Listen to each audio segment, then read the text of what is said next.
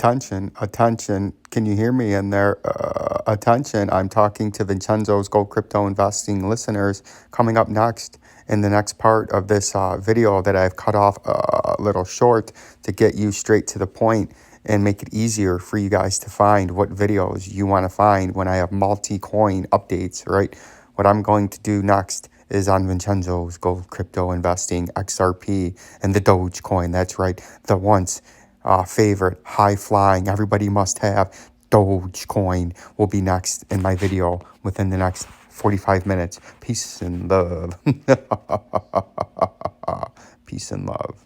XRP, you can see it's making a nice V-shaped run back up in the hour time frame when we're just now crossing the 200 and we're coming up to that major 37-cent upper resistance again. And again, if you get rejected, you're going to trade back down and probably this time come back down to test those regional lows. And if you don't get support, if you don't get bought back up, you would come back down to that 30 to 32 cent supply zone that we've been talking about for, again, over a week and a half to 2 weeks down in here in this white area. You would come trade and touch back down into some major lower support. See all that support you had down here in this white supply zone, support, support, and support in the supply zone. And then you've gotten your multiple resistance zones up here at 37, resistance, resistance, resistance, resistance, right? So if you get resistance, you're going to trade back down into the supply zone, right? And maybe reload for another run back up. Or you're going to try to get the buyers to finally come in, the momentum to finally push the price and get on top of that 37 cents and then take a mini rocket ship to the next level and try to get back in to this major overhead supply zone from the last consolidation that's up here that we went extensively into on a nice video over the weekend, and how and why their selling keeps happening over here because of what happened back there. There's a lot of trading and a lot of people that were in there that initially took a 50% flush, right? They initially bought in, and essentially a week later, they were down 50, 55%. So anytime it gets back up into here, almost the break-even price, they're quick to sell. They're quick to pull the trigger. They're quick.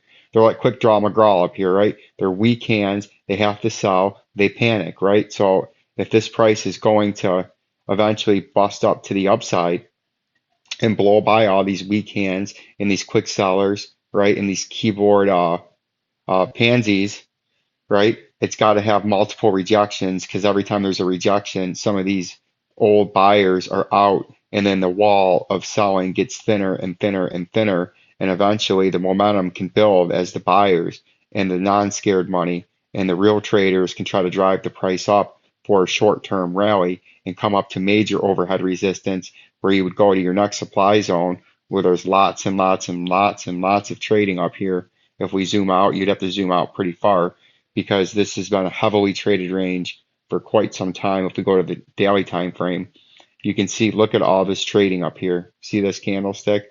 Look at all that heavy trading up there, right? And then when we get right here, you can see we have heavy trading up there, and then we have heavy trading in here, right?